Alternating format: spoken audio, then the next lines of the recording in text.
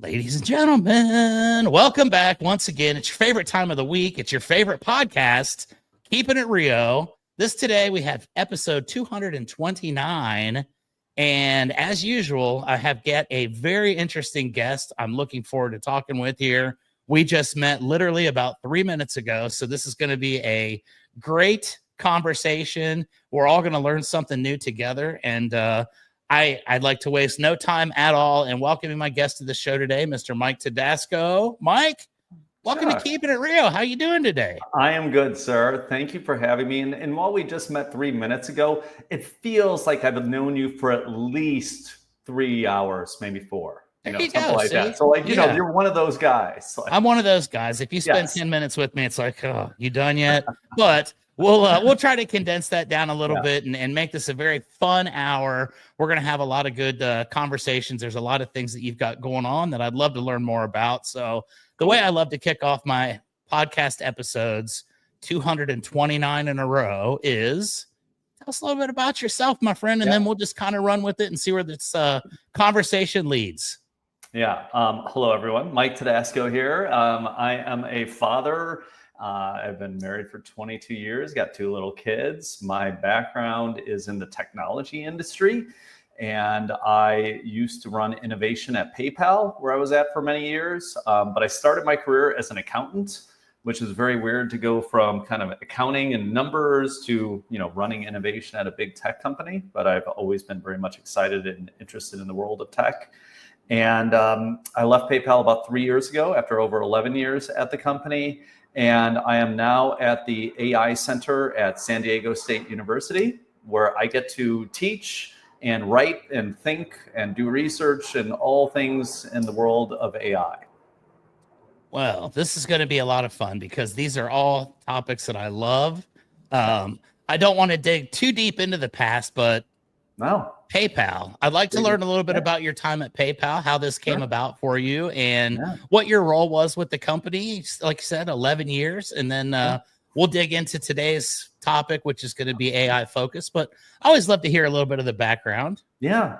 So PayPal came after I actually started my own business. It was an e-commerce marketplace called Sketchmaven. And I am very much a comic book geek. And it was literally a marketplace for comic book artwork. I did that for 2 years. I failed miserably at it. And my first kid came around at that time. I'm like, okay, I need a job where actually money is coming in versus money is going out on a monthly basis. And that led to me joining PayPal. I like to say I was dangerously unqualified for every single job I had at that company. My interview was literally talking about all the ways I failed as an entrepreneur and what I learned from that. But when I started there, I started working on physical products. This was around the time, if people are familiar with Square and like that little card reader that you see at farmers markets and all that, that was just coming to play. PayPal was like, oh boy, we missed that. So the team I joined was being tasked to build that. I got to work on a lot of cool products in my time at PayPal. And in the back half, got to run innovation for the company globally, which got me into a lot of AI and machine learning, blockchain technology, augmented reality, and a whole bunch of things like that. That's awesome. Okay, so you're having a great time. You're working at PayPal. You're innovating. You're learning new things on a daily basis. And at some point in this, AI starts to show up on your radar a little bit. And I'm sure, like most, you probably looked at this initially and thought, whatever, that's kind of cool. Kind of a unique little gadget that we've got going on over there. But tell me a little bit about how that innovation started to work its way into your daily life as you were working in a major role with a major company that helped you then also realize maybe this is something that's going to be around for a little while and something we could take advantage of and benefit from. So back in the days, like pre-ChatGPT, let's just say. So I left PayPal before ChatGPT was launched, and that's kind of like the dividing line in many ways of like everything that came after ChatGPT, everything that came before in many ways. And I would work with people who were building AI products every day at PayPal because, pre-ChatGPT days, 10 years ago, the only companies that had AI engineers were big companies like PayPal, who could afford to pay engineers $500,000-$600,000 a year to build these machine learning models. And so to me, I got to see this day in and day out, and I was always so impressed by it. But again, as I started my career as an accountant, I'm not an engineer. So I couldn't do this coding. I couldn't do this work. And the first time I got my hands on a product by OpenAI, who makes ChatGPT, called GPT-3, that was one of the precursors to ChatGPT. It was in 2021. It's funny, Chuck, because you said that like the first time I got to play with it, it actually was eye-opening for me immediately. I was working on a writing project where I was imagining the president of the United States was an AI. And I was just writing like a State of the Union address. And so I wrote a bunch, and then I like basically said, okay, GPT-3, take over. And it did these things. It like repeated phrases. It did all this stuff, but it was creating code. I mean, it was creating words that I had never seen before. Like they had never existed before. And that to me, I knew for the 99.9% of the world who is not engineers like myself, that this was clearly going to change things. And that's why, so within a year, I left PayPal even before ChatGPT. And I was very passionate because I'm like, why is nobody freaking out about this stuff? Like, this is amazing. This is going to revolutionize stuff. And then, eventually ChatGPT came around. But I started off after leaving PayPal just as a writer, but it did click immediately, mostly for me because I wasn't an engineer. For a lot of my engineering friends, they weren't as impressed by these early demos because they could do the work themselves. I was kind of this weird hybrid where I understood tech, but I wasn't a techie. And that's why I'm like, oh my God, I see what this can do. Yeah, I think the value to the common man, such as myself, I own a roofing business, and I see a lot of the potential for what this can do to take a lot off of the table and, kind of open up my ability to do other things to continue to grow the business in other ways. And I just learned about this not that long ago myself, and I felt the same way. I asked it to write me a document, and what it came back with was absolutely amazing. And I thought, wow, that's pretty darn cool. Like, okay, there's some potential here. So you see this potential, you realize immediately this is something that could be a game changer, but you're also working at PayPal, which is probably a pretty secure position. Like you said earlier, you've got a family to support. It's good to have a job where you've got money coming in rather than going out. Tell me a little bit about the decision to say, hey, you know what? I'm going to go all in with this, and I'm going to actually leave PayPal, which I'm sure probably some people said, hey, Mike, you might want to think about that.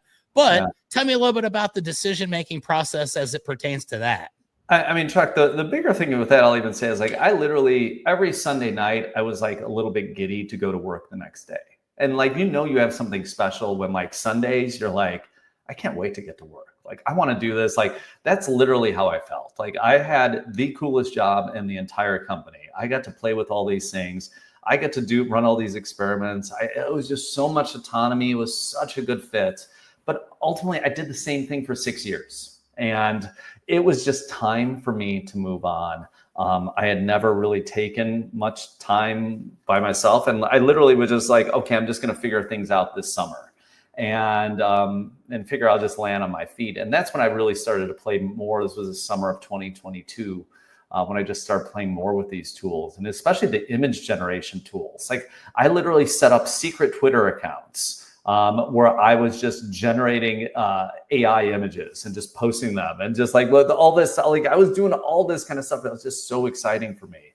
But making the decision itself, look, I think you got to be financially in a good place. You got to like have that family talk of just like, hey, this is where we're at. This is the plan, so on and so forth. And, and look, I live a very blessed life. I've been fortunate, and the company has treated me well in the past, and we've saved and spent well, that gives us a little bit of flexibility to do things like that.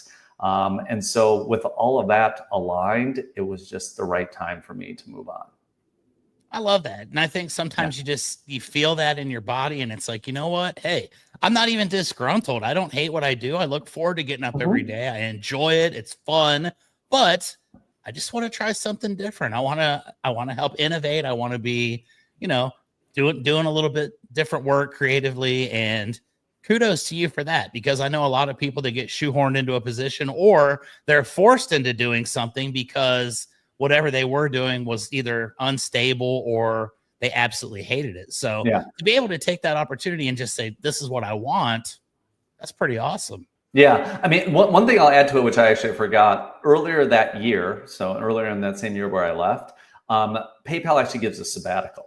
And so I got to take a month-long sabbatical where and that was my experiment for me. I'm like, okay, can I just what am I going to do for this month? I'm just going to write. I'm just going to do whatever. I'm not going to worry about work stuff and do that. And so that was a little bit of a test for me. Just okay, how does this feel and all that? So I was lucky. Most companies do not give sabbaticals. It's a very, very rare thing, even in Silicon Valley where I live. But it was very nice to have that as a little bit of a testing ground. Yeah, absolutely. A little buffer. If you don't love what you're doing, you can fall back on what you've been doing. And that's a very secure feeling. And it kind of provides an inner strength. So I love that. You're on your sabbatical. You get to the point where you decide, hey, you know what? I think this is what I want to do. I'm going to go back and tell my folks at PayPal that it's been awesome. I love everybody here, but I'm going to go forge a new path. And now you find yourself forging a new path. So tell me a little bit about the early days, like you said, 2022, not that long ago. You start a new venture and you're going out into the world and you're going to conquer this and learn as much about it as you can. What are those early days like for you as you venture off into this new thing and figure out, hey, this is exactly what I was hoping it was? I mean, Chuck, but it was almost 3 years to the date when I wrote my first piece about AI online. And I just had posted on LinkedIn and Medium and wherever else I just kind of thought about posting something. And it was literally called the one technology that everyone should be freaking out about. And I meant that to a dual meaning, people should be getting excited about this, and also they should be freaking out because this is going to change things. And I wrote that and published it, and honestly still didn't have much thought about what I'm actually going to do. I was, just a few weeks into leaving. But luckily for me, I think it was hitting right at about the right time where it started to get some attention. And I started to write a little bit more without even thinking what I was going to be doing with that. And that's when the dean of the school that runs the AI Center at San Diego basically reached out to me. I had known him. He's like, hey, I really like what you're doing. Do you want to do that for us? And I'm like, that could be cool. And so I've been doing that for 2.5, 3 years now or something like that. So look, it was just it wasn't prescripted. It was just putting myself out there in the world. And that's one thing I will say to folks, even when I was at PayPal, the whole reason I got the innovation job is basically because I was doing that job for free within the company for 2 years.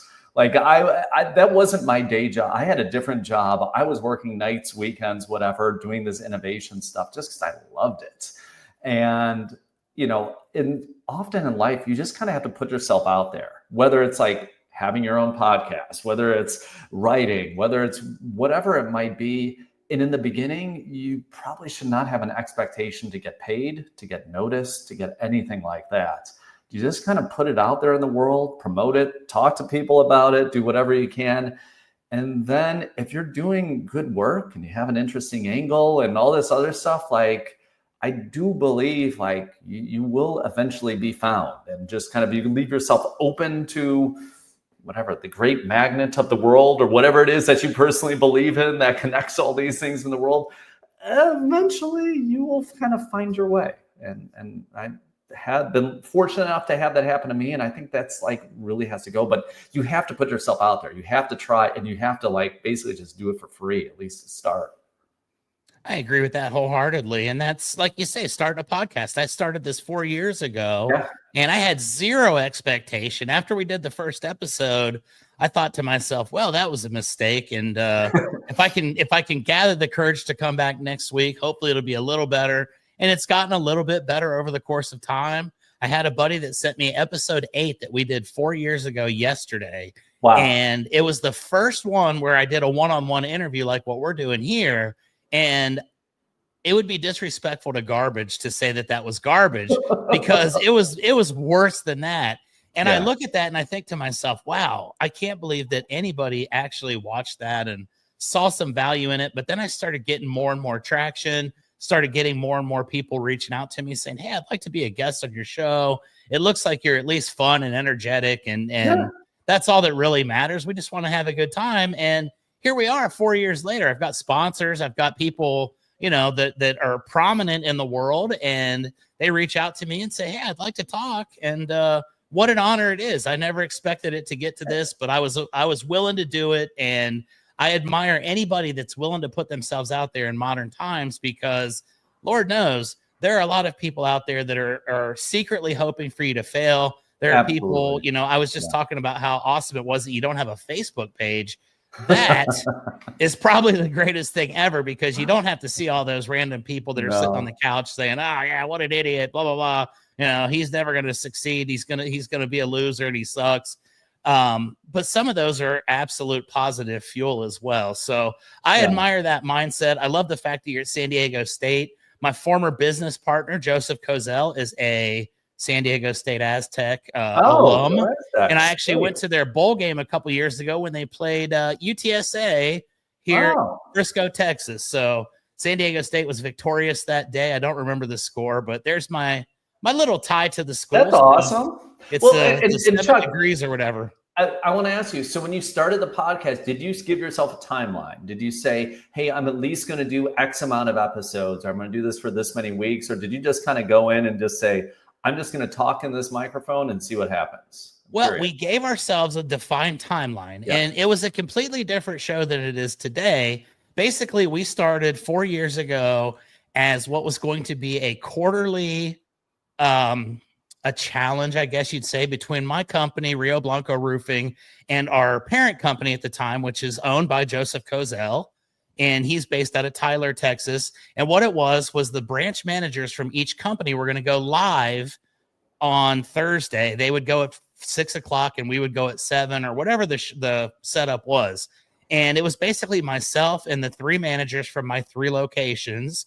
And we started off going on talking about, you know, hey, today we went out and we helped a homeowner get a new roof, and we're going to put Atlas brand shingles on their house. And it was stuff that nobody cared about. And I instantly started thinking about it. And I was like, well, I've always wanted to have a radio show. Howard Stern was an idol of mine as a kid. And I always wanted to have that kind of calm, you know, just sitting back. I've got neon lights down here because of that, and all the little stuff in the background that I learned from watching that. And so I told my guys, look, number one, I'm competitive.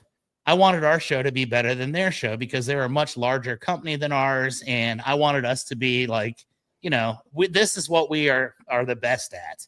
Yeah. And I said, let's just flip the script. Let's stop talking about what we're doing at work. Let's start talking about other things.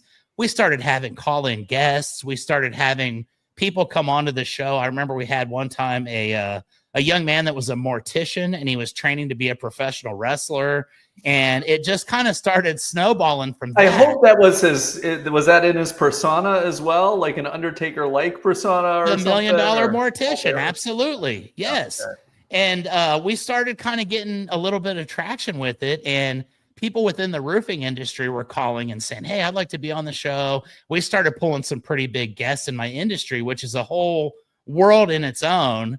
And basically after that quarter, I was just like, look, guys, if you guys want to keep doing this with me, I'd love to. If not, I think I'm going to keep going. And my goal is 2,500 episodes now. So I've got a ways to go. Wow. But I started thinking about, you know, what we're going to do. And it did have that defined timeline, and there was no way we were not going to be able to do that. So deep down, I give huge credit to that specific challenge, because it was a springboard to what we turned into.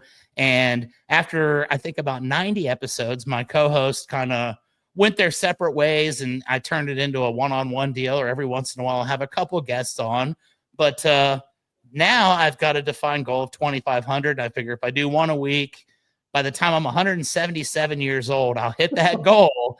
And, you know, hey, gives me a reason to stick around every week so I can at least attain that. But yeah, that was really. I want to be on. If you could just bring everybody back on the 2500th episode, I would very much appreciate it. So you just absolutely make sure you call me up for that one. It'll be a 2,500-hour marathon. It's going to be amazing. And I'm super excited for what the future holds for Keepin It Rio. Working with some other sponsors. I've had a sponsor for the last 3 years. I had some preliminary sponsors the first year. My best friend from kindergarten started a hot sauce company. And my first sponsor was Thump Hot Sauce. And for that, I was able to get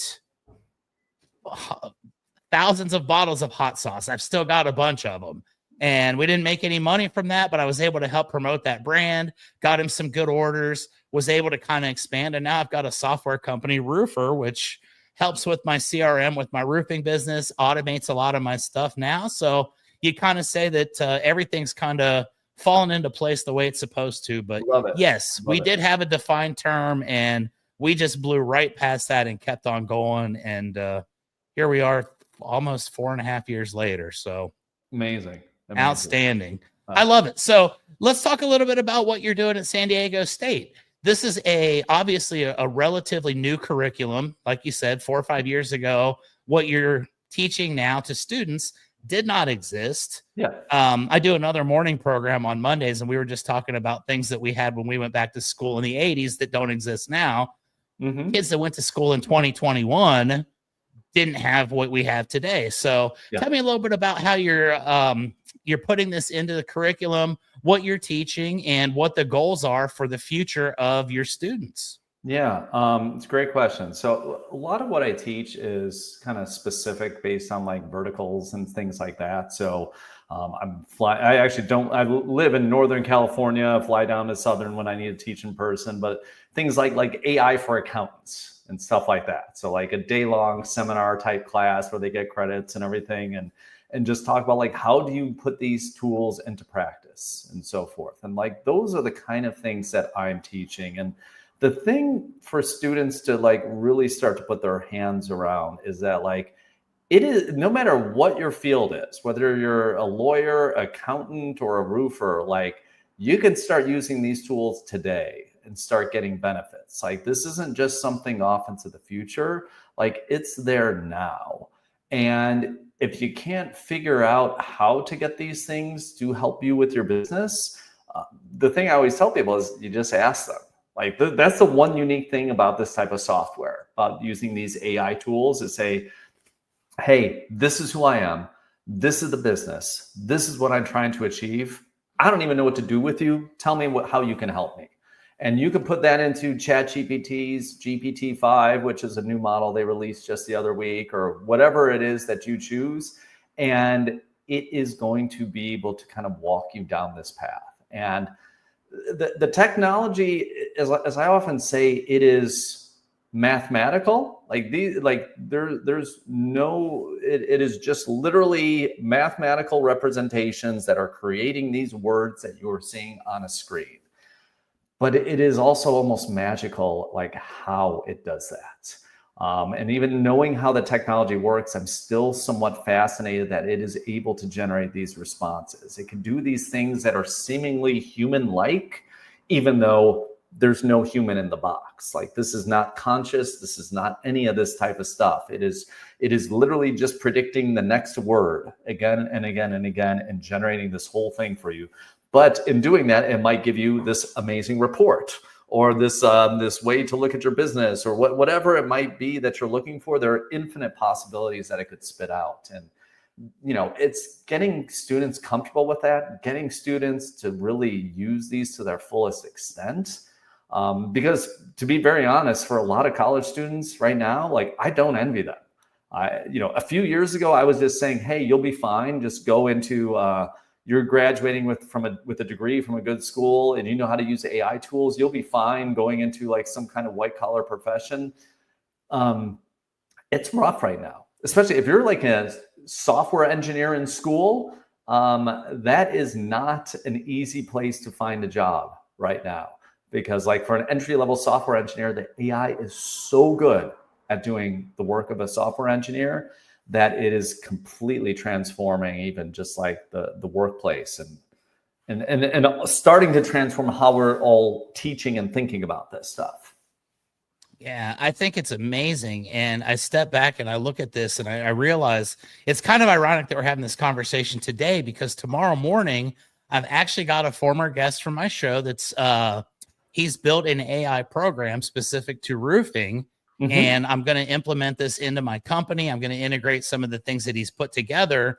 And I want to see how it can help develop my business and can make things more efficient, can kind of maximize my opportunity to focus on the things that I'm good at, which is creativity and networking and things like that, and not bog me down so much with some of the minutia that kind of hangs out there in a small business. So let's talk a little bit about that. I've got an expert on the show, ladies and gentlemen. I might as well take advantage of this opportunity. As someone that owns a small blue-collar business here in Texas, I've been in the roofing industry for 27 years now, and I've seen a constant evolution from people that, when I first got in here, you know, you'd have to go out there with the tape measure and you'd measure everything up. And you'd have to actually use mathematics, to where now we can order an aerial report. We can have a roof measured for us in 15 minutes. We can put together all the proposals and everything without really having to think about it. It's all at the touch of a button. But moving forward, I know that we've just kind of scratched the surface. So tell me a little bit about what a small business such as myself could do to benefit from the use of the AI tools that are available to us, some of the things that we could maybe eliminate off of our day-to-day routine that could, you know, change our lives and give us some more free time to go play golf and stuff. Yeah, no, because that's important. And look, I hope at the end of this, like, we all have more time for leisure. If you look at the trend over the last 150 years, we work less today than we used to in the past. And that's true in the US. It's true in just about every country in the world, if you look at that trend. And that's a good thing.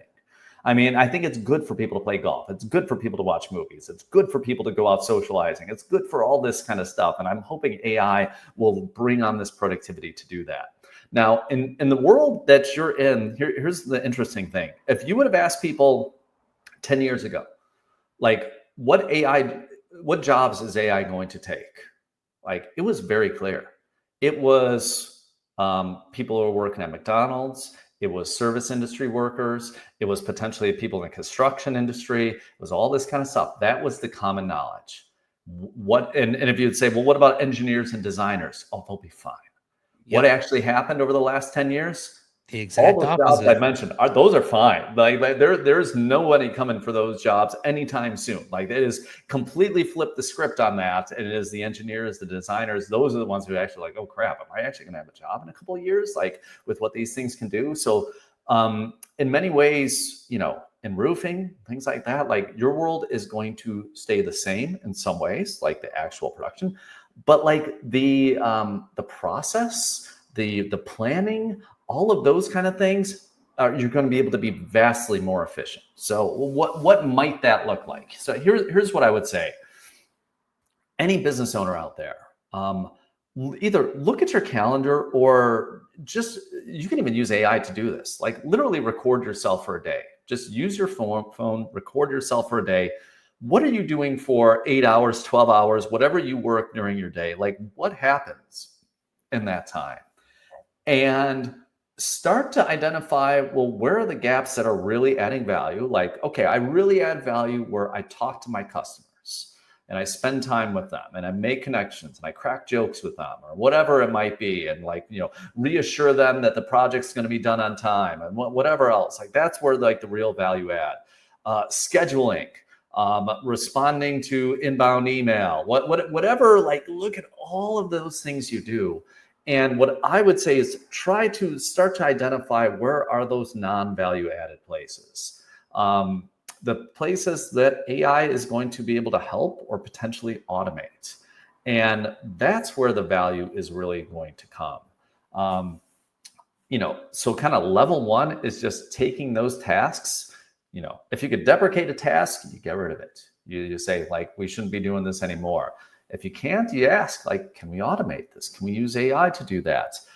You can use tools like Zapier or Make.com. Both are largely free tools that can actually connect an AI model to an email inbox And you can have some sort of parameters on a response where if it sees an email that sort of looks like this, you can have this, draft a response, and either it goes into your drafts or you can have it send it out automatically if you really feel confident with it. I would not do that to start. I would do that later. But, you could just have a whole bunch of responses drafted and be like, okay, send. I'm going to change a few words here. Now send it, whatever else. And that might be getting you a lot more time back in what you're doing. But it all comes down to just like, where are the inefficiencies that you have? Where's the non-value add? Use the AI to improve those processes, to give you more time being face-to-face with customers, doing things like that. That's where the real value is going to be. Yeah, I can see a lot of inefficiencies in my day-to-day routine, and it's something I definitely want to focus on a lot. And one of the key things that I've seen here in my industry recently is, I think, number one, historically in blue collar trades, service businesses like roofing, HVAC, plumbing, and so on and so forth. One of the number one thing, well, the number one, not one of the number one, there's only one number one thing that I hear more and more often from homeowners are, I like you, and you actually answered the phone. You actually responded. And I've noticed that the majority of people in my field don't like to answer the phone. They don't like to talk to people. They're busy, oh my God, I'm not going to answer. And I'm guilty of that at times myself. I'm not always in the mood to answer a phone call when I'm out in the field or whatnot. I've seen a lot of these AI generated services in which you basically are talking to what appears to be a human voice. I noticed that there are, little idiosyncrasies and whatnot that you can depict from them. Sometimes they're a little, not quite as fluid as they could be. But what about things like that for running a business? Do you think that that's something right now in modern times that's developed enough to where someone like myself could say, hey, I'm going to hit, whatever the .ai program is, and I'm going to let it answer the phones for my business. I'm going to trust this thing to give the answers correctly that the homeowners are looking for? Or does it still need a little bit of refinement? Is it going to make me look like an idiot, or man, just another dumbass roofer that didn't answer the call the way it was supposed to? Is that something I'm seriously looking at? Yeah. But I'm also very hesitant because, I don't do a great job as far as sounding eloquent over the phone myself, but I can at least somewhat put together the right. Oh, I find that hard to believe. And honestly, I think, what do you do? Is it residential or commercial work that you do? A little bit of both, but mostly residential right now. I work with homeowners. Look, I'm a homeowner. I have no idea what's going on inside my house here. Like most homeowners like myself, we're kind of idiots with this stuff. So we're more nervous than you are, Chuck, when we're calling you for the most part. I am sure about that. And no, I mean, I'm sure you're just being very modest in that. Look, what I would honestly say is that there's different models of customer service. So PayPal, we had thousands of customer service reps, and it was very difficult. And it was always a struggle, like, should we be reducing costs? Should we be increasing service? Like, what do we want to do here? And I remember one time I was in a meeting, and I recommend people do this if they've never done it before. So this was, we're in a conference room, there were like 10 people. I was like, hold on, let's just do a little experiment here. I got out the big orb in the middle of the conference room, and I looked up Zappos customer service number. Now, I don't know, I was not a Zappos customer. Zappos, for people who don't know, is a company owned by Amazon now. It's a shoe company. You just buy shoes and stuff from Zappos. But they're known for their customer service. So I literally just on the speaker, I'm like, let's do this. Called Zappos. They're based in Vegas. And just somebody picks up the phone. There's no phone tree. There's no nothing. And they're like, hey, how's it going? Blah, blah, blah. I'm Mark from Zappos. I'm like, hey, I'm Mike. How's it going today? Just chatting a little bit back and forth. It's like, can I help you with anything? I'm like, yeah, I'm flying to Vegas, which was true. What are some good places I could go to? And like, he just kept having a conversation with me. I did this for like 5 minutes with him. It was actually really helpful. He never once mentioned shoes. He never once mentioned anything like that. That is like their business model. They are just there to help you.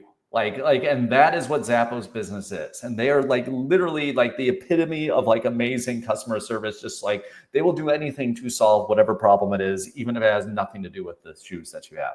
Most companies aren't like that. Most companies are somewhere else in that spectrum between like just like, hey, screw you, I actually don't want you calling here, and what Zappos is like. I think for most small businesses, you need to move towards the Zappos experience, which means for the most part, these AI tools are not going to be helpful for your small business. Not to say that it couldn't do that, but to me, if I was consulting most small business owners, what I would say is like, look, your value add is that you're a human being. You're a human being with feelings. You're a human being with emotions. You're a human being that's going to form a relationship with this person over the next 3 weeks when you're redoing your roof and blah, blah, blah. And you want that person to trust you and to actually start that relationship with a robot, even if you're transparent, which I highly recommend to answer that call. Now, you could have a robot say, hey, I am so sorry, Chuck is not here right now. Like, Chuck will get right back to you. Is there anything that I can do in the meantime to answer? Because but I will promise Chuck will be back within 30 minutes. Like, you could build that kind of thing. And those products exist already today. But for the most part, like, lean on the human side. That is the kind of feedback I would give to most people. Lean on the human side in places where it really matters. And that initial conversation, that's one for sure. There you go. And that's exactly the answer I was hoping for. So if you're in my industry and you're watching this, I told you so. But yeah, even the AI guy is saying not to use AI. Yeah, that's pretty good, because we have we've got a little bit of a difference of opinion on that with several people. And it's like, well, hey, that's really the only thing that we've still got going for us, is that we are humans and we do make mistakes and we can stammer and stutter and but I like to tell jokes. I like to be lighthearted, and much like Zappos, I don't like to talk about roofs with homeowners either, because I know when you're calling me, it's not because you want to say, hey, Chuck, I'm coming to San Antonio. What's a good place I can go eat lunch? You're calling me because you looked me up for a specific cause, and the cause is usually not happy. It's I've got a stain on my ceiling. There's water in my living room. Exactly. Oh my gosh, I just got smoked with hail.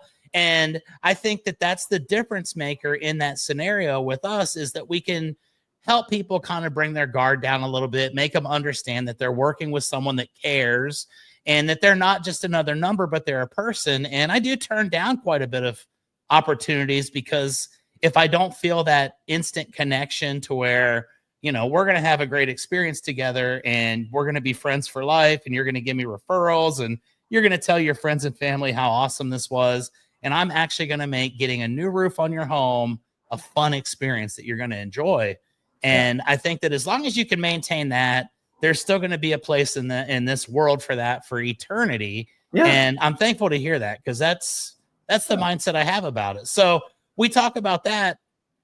I know that there are other things that we can certainly implement into the roofing company to make things more efficient, like scheduling, the way that we order our products, the way that we assemble our orders, the way that we put our crews together, the way that we train people. And I wanted to ask, as far as that side of the small business goes, and then we'll kind of dive into some of the larger industries and the way that we can help them. But what are some of those tasks that you can do, and some of the roles that you could kind of take out of the equation, maybe dehumanize, which I know is not a nice, happy term, but sometimes it just has to work that way. I go to, like you said, McDonald's, and now I order everything on a touch screen. It's all on a screen. That's right. Someone still makes the food. So we're kind of running parallel with them. But what are some of those things that you could see as a small business that could maybe help you to be more effective, to minimize maybe human error, or just make your company a little bit more efficient, maybe streamline some of the processes, and ultimately lower your overhead, which is, like I say, kind of sadly, but that's the ultimate goal. Look, the more documentation that you have about your business, the better a language model is going to be able to kind of do the work for you. So like, as much as you have, prior work that you've done, like, okay, this is the process that we've documented. There's a whole bunch of things that you can do with that, with these tools. Like, so in my mind, while I'm going to almost sound like I'm talking about both sides of my mouth here, but like on the website, you know, people are seeing you on Yelp, people are seeing you on, you know, they find your actual website through Google or whatever it might be.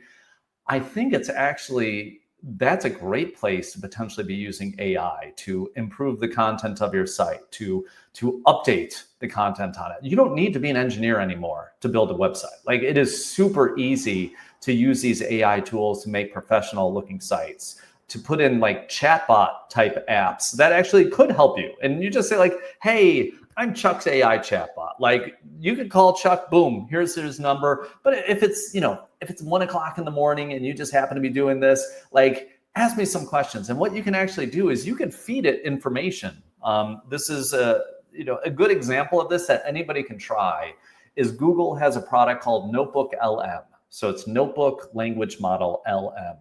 And I think you just need a Google account in the US to actually try it. And what you could do is you can upload any documents into there. So you can upload like, you know, policies and procedures or training or any kind of stuff. It could be basically any format that you want. You could upload the Declaration of Independence and all of like America's founding documents in there or whatever it is. And in each of these things, they're going to have basically what it becomes is something that really doesn't hallucinate, meaning make up stuff as part of that. It's going to your policies and procedures to a T. And you could even share these things with people. You could share them with prospective homeowners based on prior experiences or whatever it might be, and just say, hey, you can query this thing. Like, this is a way to talk directly to an AI. Like, look, of course, you got questions, come to me. But again, nobody's expecting you, Chuck, to be available or anybody in your company to be 24/7. So like, to use these tools as an interim to do some initial research, like kind of before the phase where they're actually picking up their phone, any of that kind of stuff, it could be really helpful with that. And these are shareable, they're mostly free, and they could easily be integrated into a website if you did want to do something like that. I love it. And I think you've just answered a lot of questions about my business and the way that we're going to do things moving forward with the company, the evolution of our industry, and as a service company in general. So one of the cool things that you said, and I shouldn't say cool, but to me, it's kind of interesting, is that on the onset of AI, the biggest fear was that it was going to come take the work of people like me. Yeah. Guys that are, you know, not super highly educated as far as college degrees and things like that go. People that decided, hey, I'm going to get in there and I'm going to go out and I'm going to use my back instead of my brain. Yeah. And it's been awesome. I'm not hating on anybody that does that. I've spent 27 years doing it. But the biggest switch has kind of been the way that it's turned out, which has been the exact opposite of that. And all the people that were going to school, that were spending all this money, putting all this time into their education with the understanding that there was going to be an amazing opportunity at the other end. Now they're kind of getting to the other end and thinking, oh no, what's going on here? So let's talk a little bit about that phenomenon and how that kind of came about and what some of these folks now need to do to adapt and fit into the new model as far as what the workforce is going to look like for them and the opportunities that are going to present themselves. Yeah. I mean, this all really started, Chuck, with Google put out a paper in 2017, I believe. It was called Attention is All You Need. And in that paper, that sort of set the groundwork for everything that we've seen with these language models before that. Like, nobody really thought these models could do more. They the thought of these neural networks, which is one of the technologies behind these models, felt it was very limited and could never do something like what we see today. But what these papers told us is like, well, if you scale this up and do various other things, you may be able to do that very thing. So experiments were being run, and literally at a company like OpenAI, they were making robots to do like, construction and trade work. And then they were also working on these models. And all of a sudden they're seeing these models like GPT-1, GPT-2 are able to do these incredible things. And that's when they literally scrapped the robot idea and focused entirely on building those models. And that's the world we live in today.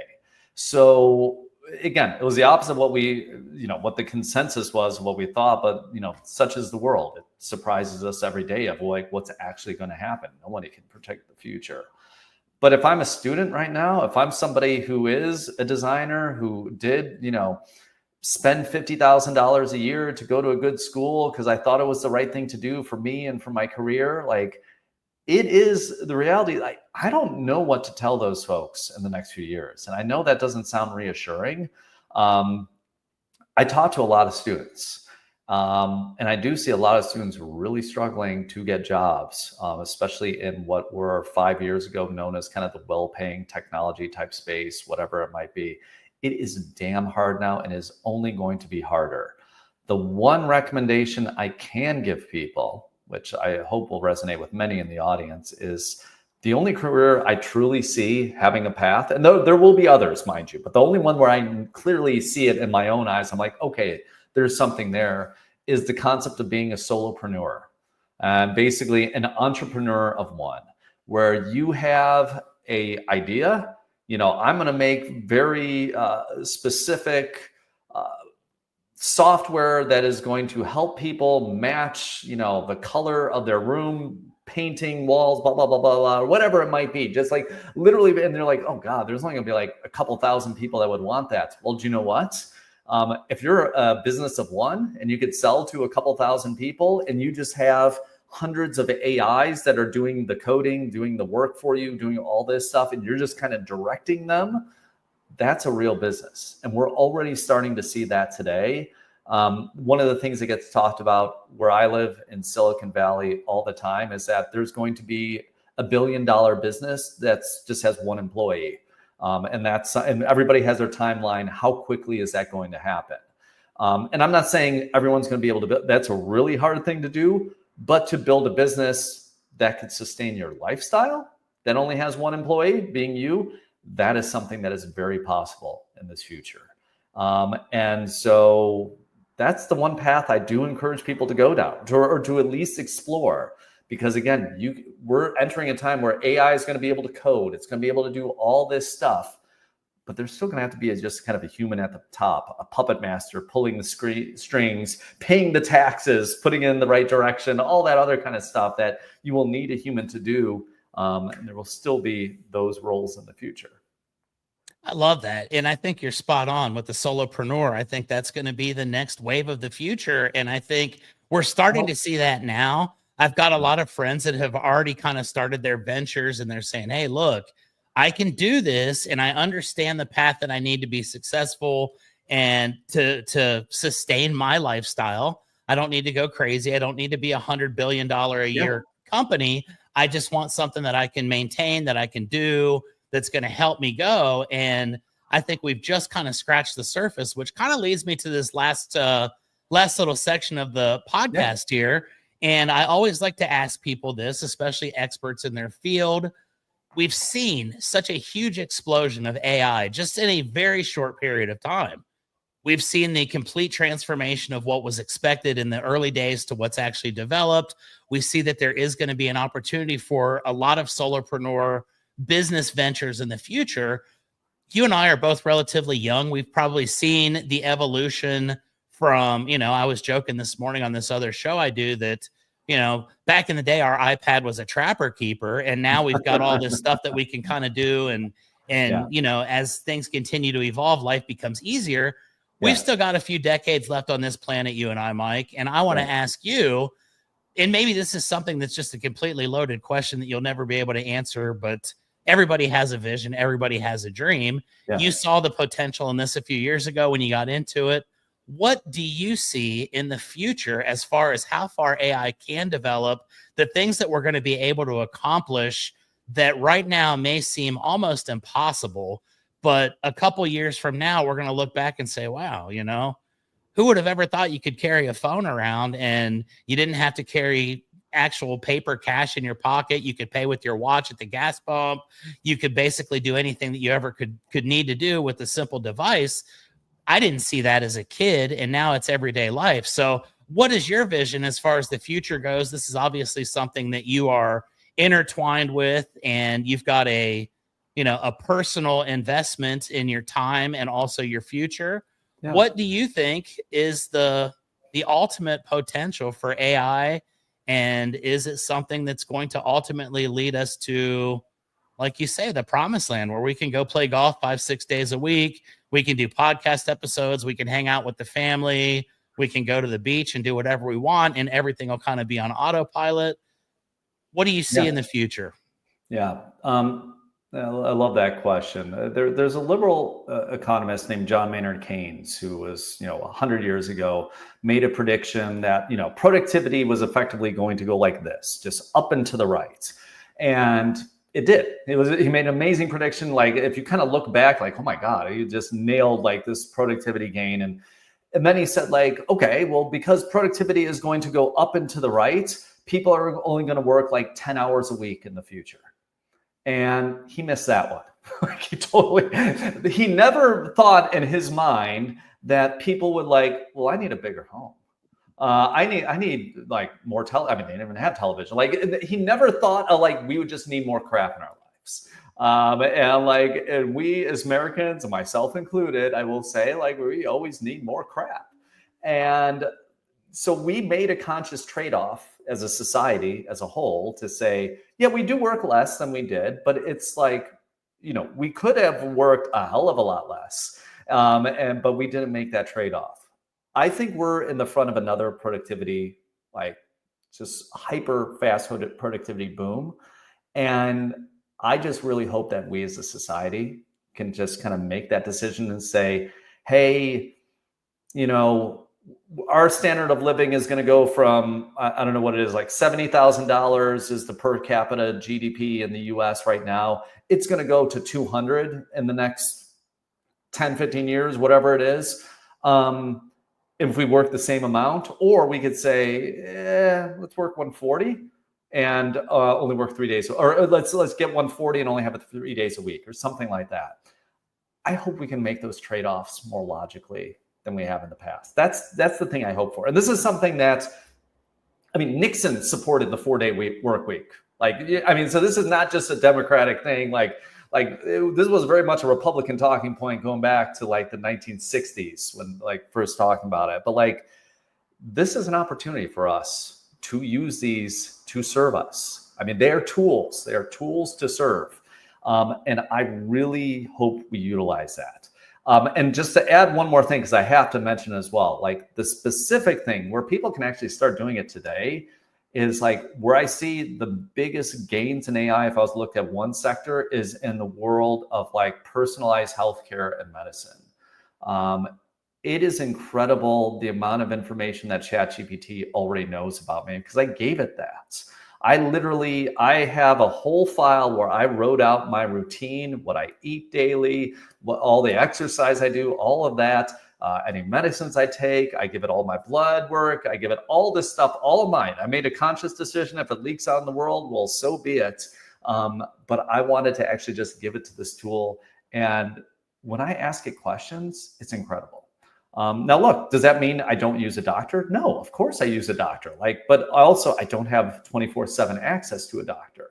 And I can use this to help me in many ways to get a second opinion on things, or to be my own patient advocate if I can, and say like, hey, I did this actually with my parents once. My mom was much better now, was not feeling good. I had to take her to the ER. I don't know if anybody has ever spent a day in the ER. If you're bleeding out, they will take care of you. If they're not bleeding out and they're not sure what's wrong, you're going to be there all day. And it was just a great way. Like, she had the Kaiser Permanente app, our hospital system. It was giving like all the results of these tests. And I'm just feeding these things into ChatGPT. I'm like, hey, what does this mean? What does this mean? And then I was saying like, okay, what should I ask the doctor? Like, it was putting us like on third base.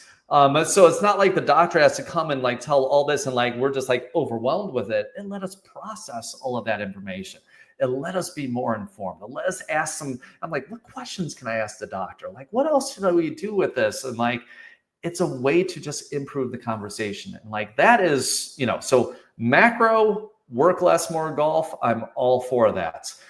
Micro right now, the one way I see improvement, like you can use these for your health to the extent that you're comfortable.